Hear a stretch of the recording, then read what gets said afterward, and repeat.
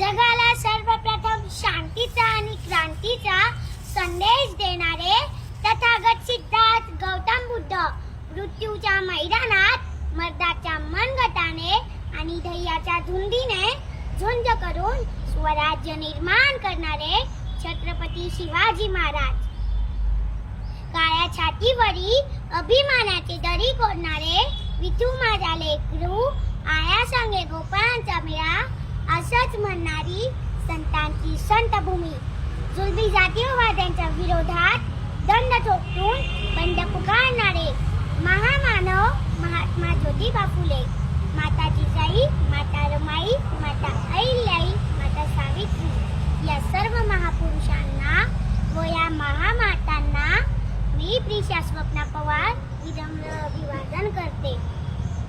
मित्रांनो, अनेक वर्षांपासून चातुर्वर्ण व्यवस्थेखाली समाज पूर्णपणे दबलेला होता. 4 वर्णांमध्ये 4000 जाती होत्या. माणसांपेक्षा दगडधोंड्यांना जास्त किंमत आली होती. नदीतल्या गोठ्याला, गोठ्यातल्या शेणाला आणि भोजनाच्या पंक्तीला भलताच वाव आला होता. सामान्य माणसांच्या अस्पृश्यांच्या अंगाला कोड आले होते. त्यांना खायला भाकर मिळत नव्हती, प्यायला पाणी मिळत नव्हतं, चालायला रस्ता मिळत नव्हता, अशी अवस्था होती. आणि यांचा श्वास मोकळा करण्यासाठी एका महापुरुषाने जन्म घेतला आणि या महापुरुषाने हजारो वर्षांपासून निर्माण झालेल्या विकारांच्या दऱ्या बुजवत विचारांच्या वटवृक्ष निर्माण करण्याचं काम केलं.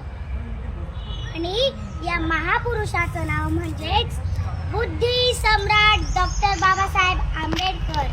मित्रांनो, बाबासाहेब म्हणजे काय? आचार्य अत्रे म्हणतात, बाबासाहेब म्हणजे बंड, मृत्यूमंत बंड. त्यांच्या देहाच्या कणाकणामधून बंड थैमान घालीत होते.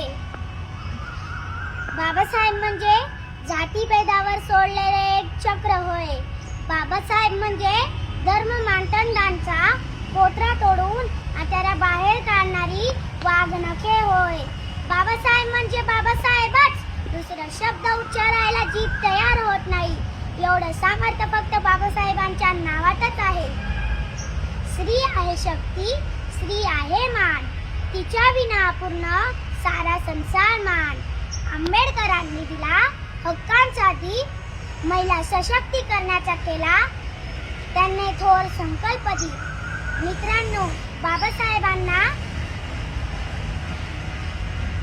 खऱ्या अर्थाने आदरांजली व्हायची असेल तर स्त्रीचा सन्मान करा, तिच्या स्वप्नांना पंख द्या. चला तर जोरदार घोषणा होऊन जाऊ द्या. शिवाजी महाराजांचा विजय असो, डॉक्टर बाबासाहेब आंबेडकरांचा विजय असो, माता जिजाईचा विजय असो, माता रमाईचा विजय असो, माता अहिल्याईचा विजय असो, माता सावित्रीचा विजय असो. जय भीम, जय भीम, जय संविधान.